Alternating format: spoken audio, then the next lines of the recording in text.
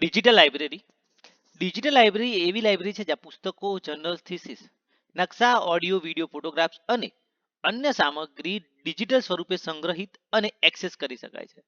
અહીં વપરાશકર્તા computer, mobile, internet દ્વારા સામગ્રી મેળવી શકે છે. ઉદાહરણ તરીકે national digital library of India, Shodhganga તથા પબમેડ સેન્ટ્રલ. લક્ષણો જોઈએ તો અનંત સંગ્રહ ક્ષમતા, જ્યાં ફિઝિકલ સ્પેસની મર્યાદા નથી. 24/7 એક્સેસ એટલે કે ઇન્ટરનેટ મારફતે ક્યારેય પણ એક્સેસ મેળવી શકાય.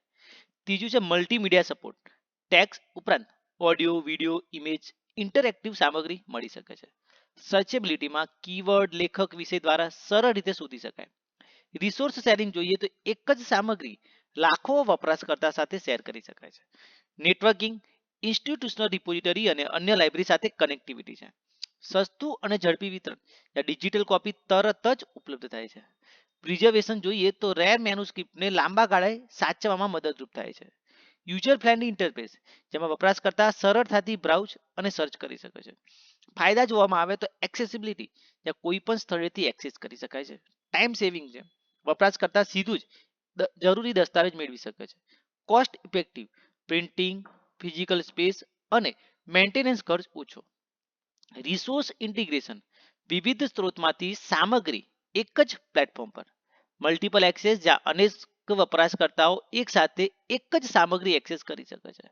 પ્રિઝર્વેશન ઓફ હેરિટેજ એટલે કે પાંડુલિપિઓ, દુર્લભ પુસ્તકોને ડિજિટલ સ્વરૂપે સાચવી શકાય છે. ઇકો ફ્રેન્ડલી, જેમાં કાગળનો ઉપયોગ ઓછો થાય છે. ડિસએડવાન્ટેજ ઓફ ડિજિટલ લાઇબ્રેરી તો ટેકનિકલ નિર્ભરતા, ઇન્ટરનેટ, સર્વર, હાર્ડવેર, સોફ્ટવેર પર સંપૂર્ણ આધાર રાખે છે. ઉચ્ચ ખર્ચ, શરૂઆતમાં ઇન્ફ્રાસ્ટ્રક્ચર બનાવવા માટે વધુ ખર્ચો થાય છે. ડિજિટલ ડિવાઇડ, જેમાં દરેકને ઇન્ટરનેટ અથવા ડિજિટલ સાધનોનો ઉપયોગ કરતા આવડતું નથી તથા ઘણા લોકો પાસે ડિજિટલ સાધન હોતા પણ નથી. કોપીરાઇટ સમસ્યાઓ, બધા દસ્તાવેજોને કાનૂની રીતે ડિજિટાઇઝ કરી શકાતા નથી.